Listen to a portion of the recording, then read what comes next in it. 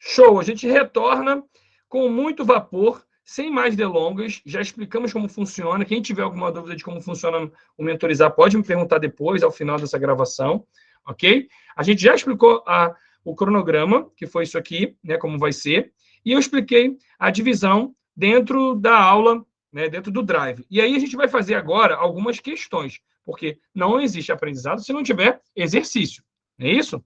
Então, antes da gente fechar esse assunto, eu só quero externar para vocês que a mentoria individualizada ela tem alguns pilares, né? O material direcionado, o estudo ativo, né? A revisão planejada e a construção de questões. Se você não segue exatamente o que eu estou explicando, né, esses pilares, tudo vai ficar mais difícil para você. Então, o que eu sugiro para você? Né, que você tente acompanhar a mentoria a partir do que eu estou expondo lá no Drive. Não sai se aventurando, né? Oi, Mayara, boa noite, Mayara. Não sai se aventurando, abrindo qualquer pasta, não seguindo essa ordem aqui, tá bom? Porque acontece isso, o aluno às vezes ele entra aqui em tendência, mas ele não assistiu a aula de explicação da mentoria. Ele entra agora na mentoria e acha que vai conseguir acompanhar. Para ele conseguir acompanhar, ele pode até pular 1 e 2, mas ele não pode pular a parte de sondagem e explicação de como funciona, tá bom? Senão vocês até me assoberbam, né, de muita resposta que já está ali no vídeo. Tem aluno que entra na mentoria e fala assim, professor, como é que funciona a aula gravada? Aí eu fico, nossa, será que ela não viu o vídeo? Porque eu gasto uma energia produzindo esses vídeos para facilitar a vida de vocês, tá bom? E a minha também, obviamente. Imagina dar conta de mais de 20 e poucos alunos perguntando ao mesmo tempo. Bom, vamos que vamos. Então, eu estava explicando sobre como funciona a mentoria, né? A partir desses pilares que estão aqui delimitados e também as metas semanais e diárias que a gente vai colocando. Uma das metas é construir no mínimo 5 questões, não é isso? No mínimo 5 questões para vocês se forçarem a manter ali o contato com o assunto. E está funcionando, não é isso, Rafael? Você está se forçando bastante. Eu tô, mas é difícil para quem não tem esse costume. Mas depois você vê que tu tá estudando, você não tá fazendo uma questão solta, porque você fica, para fazer essa de tendência, fica lendo, relendo, porque é um conteúdo que para mim já é mais difícil. Sim. E aí você vai, daqui a pouco você vai pegando a malícia de transformar essa dinâmica de questões no estudo ativo. E isso aí, gente, é o que tem de mais moderno, é o que vocês vão aplicar e vão entender melhor na aula de metodologia ativa. Vocês vão ver como que eu posso consolidar isso. Eu sempre dou essa dica. Quer entender sobre metodologia ativa na hora da prova? Não lembrou? Lembra do mentorizar, lembra da mentoria. Tudo que a gente aplica na mentoria, a gente usa essa coisa da metodologia ativa, do estudo ativo, né, da busca pelas questões. Então, se alguém tem alguma dúvida? Não?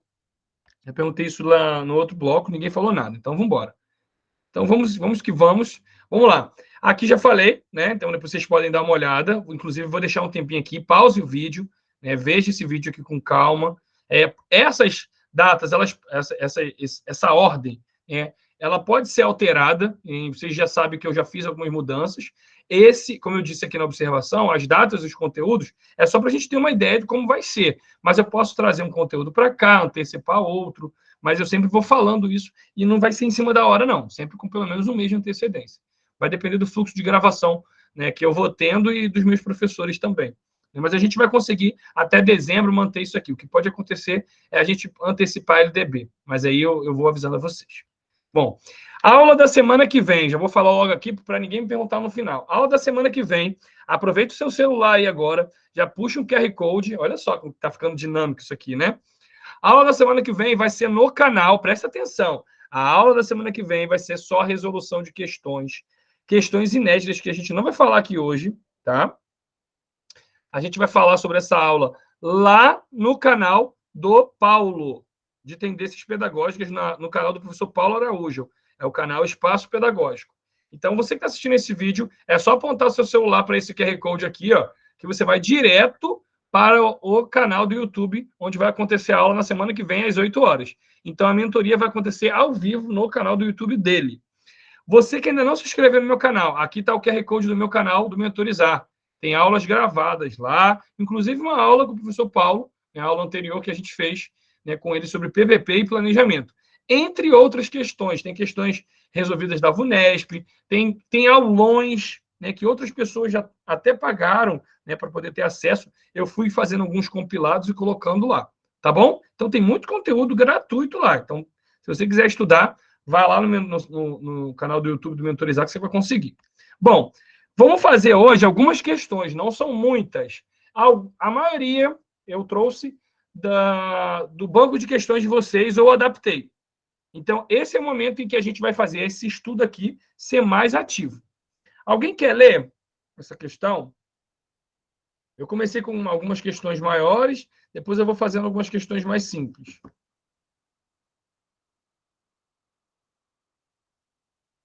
Vamos lá? Ninguém vai ler, né? Tá todo mundo aí triste. Vocês estão por aí, né? Diga para mim pelo menos isso.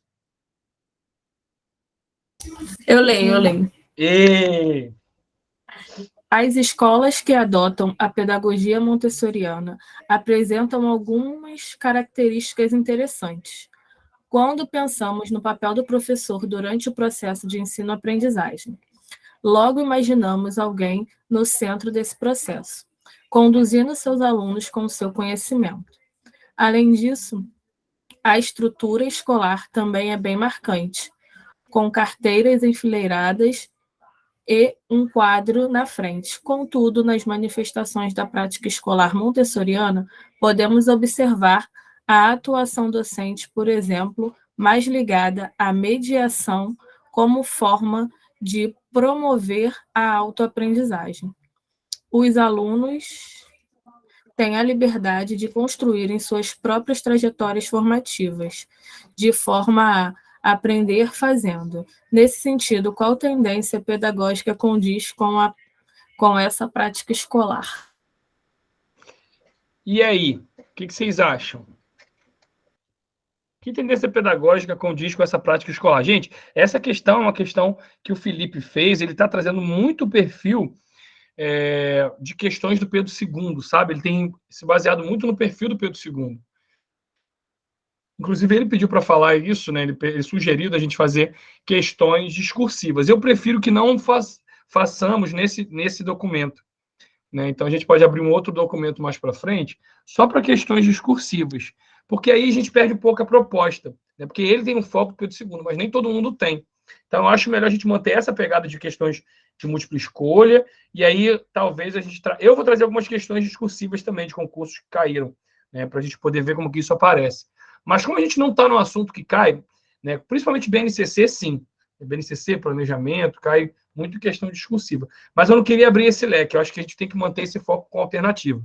Para vocês focarem em pensar nas possibilidades que a banca vai colocando, como nessa questão. O redator, né, o construtor aí da questão, ele pensou em retratar um cenário dessa escola aí, de uma prática pedagógica, e pergunta a qual tendência pedagógica condiz, né, essa prática escolar. O que vocês acham? Está com cara de quê? De tradicional, de renovada progressivista, libertadora ou tecnicista?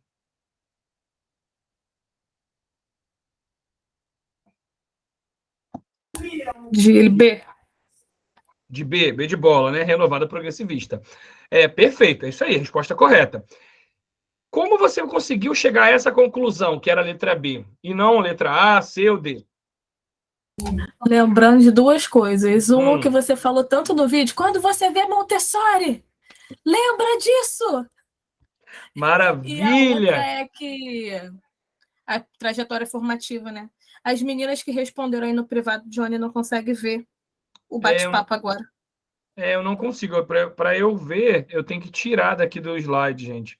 Vocês me perdoem. Eu posso até fazer isso, mas aí vai ficar ruim para vocês, porque vocês vão acabar vendo as respostas aqui, tá? Por isso que eu peço sempre para botar falar no áudio. Ou então, quem estiver falando aí, pode ir falando para mim o que o pessoal colocou. Deixa eu só fazer uma consulta aqui. Tá vendo? Renovado. O pessoal está acertando. Legal. Show. Mas aí eu peço que vocês falem no áudio, porque quando eu projeto o slide, eu fico sem a visualização. Tá bom? Então, é isso aí mesmo. Montessori, John Dewey, está tudo ligado à escola, né, à tendência renovada progressivista, né, a tendência renovada pragmatista, ou tendência renovada diretiva.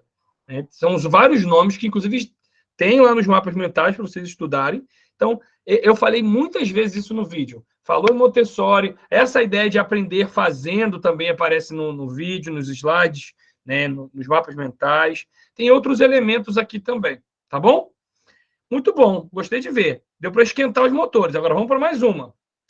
Os procedimentos didáticos, a competência na matéria, as aulas, os livros, tudo tem pouca importância face ao propósito de favorecer a pessoa num clima de autodesenvolvimento e realização pessoal. Este trecho se refere ao papel da escola em qual tendência?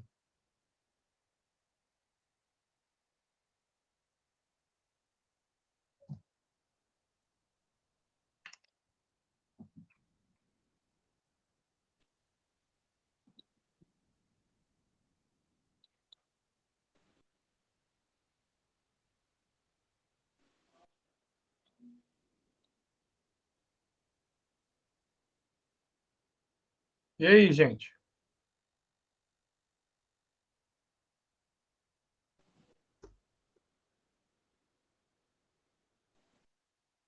B.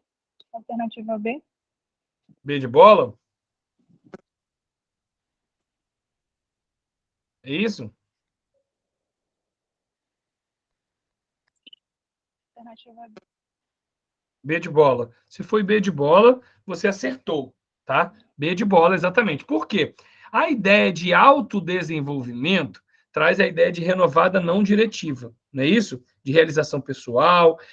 Alguém lembra do autor que está ligado a essa tendência? Carl Rogers.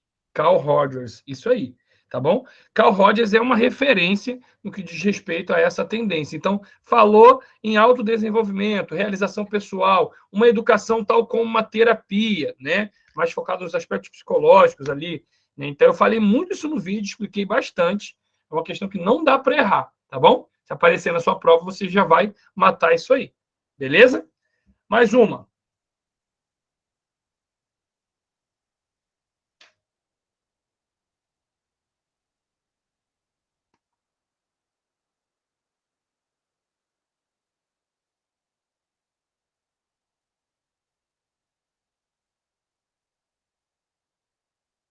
Deixando vocês lerem aí, tá bom?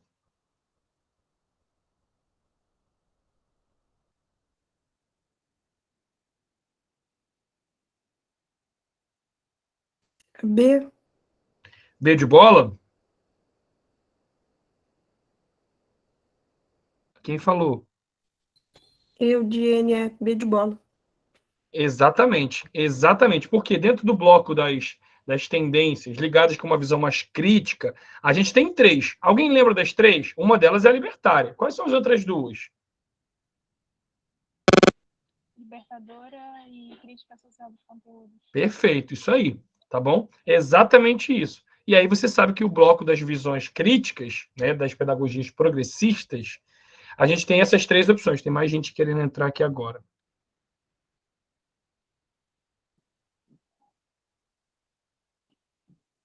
Oi, Amanda, seja bem-vinda, tá? A gente está fazendo umas questões aqui de tendência.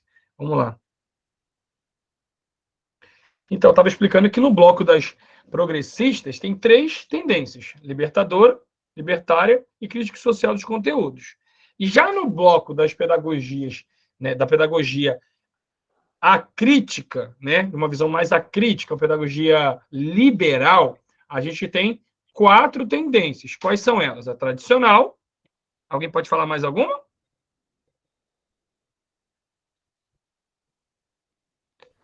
Tecnicista, Tecnicista. Progressivista. escola novista, Escola novista ou renovada diretiva, ou renovada, né, ou progressivista.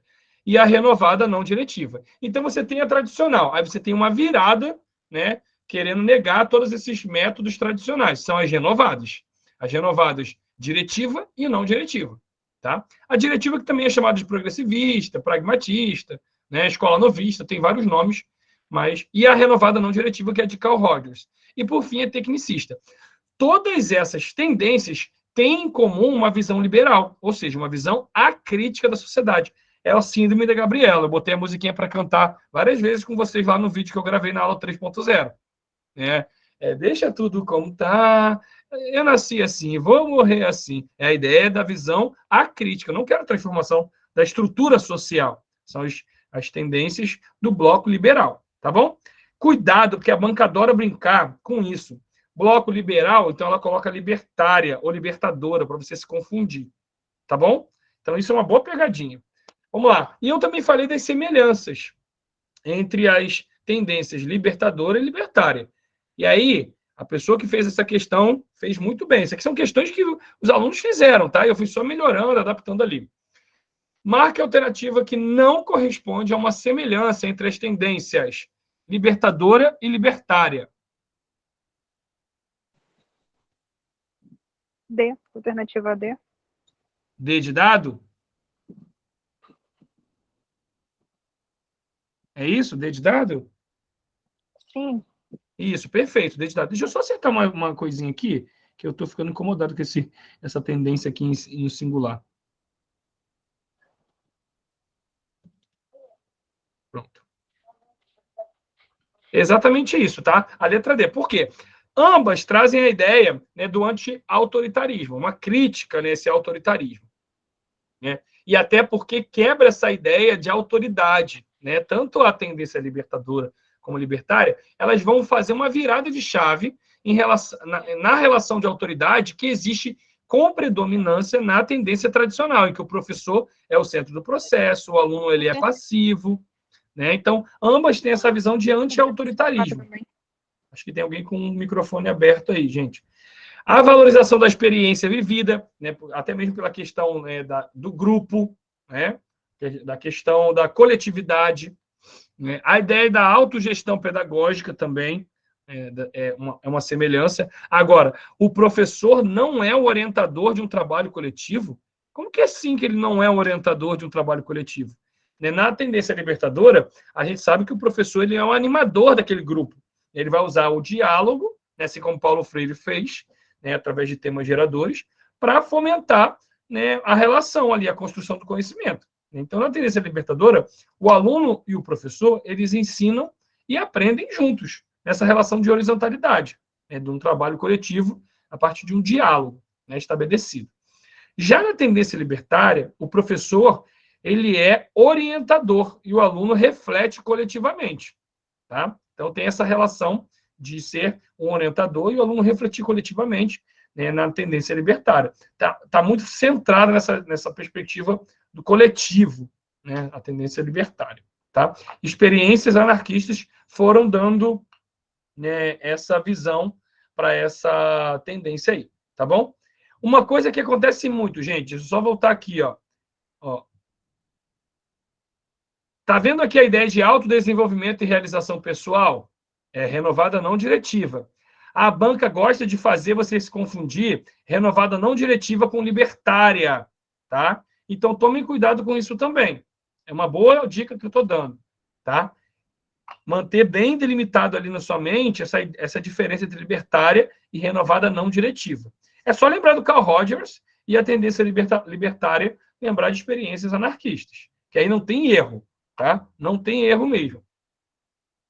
Essa daqui é uma boa questão que o Felipe trouxe, inclusive foi uma inovação. Foi a primeira vez que alguém trouxe imagens para as questões. Eu achei genial. Né? Eu coloquei, inclusive, lá que estava excelente. Essa questão é muito boa e uma imagem fala mais do que 1000 palavras, né, gente? Deixar vocês olhando, admirando, contemplando, depois respondendo.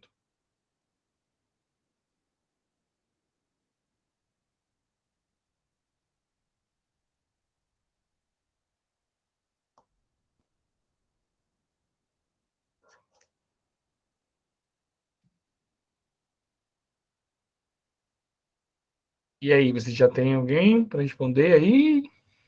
Vou chamar um nome, hein? Vou chamar uma convidada. Brincadeira, gente. Só para fazer vocês interagirem um pouco mais.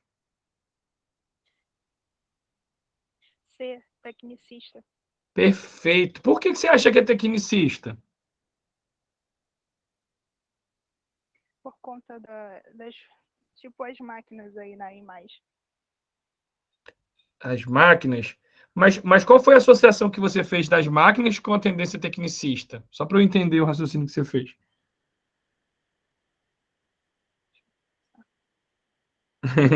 Tá difícil explicar? Também da repetição lá Isso, do aluno.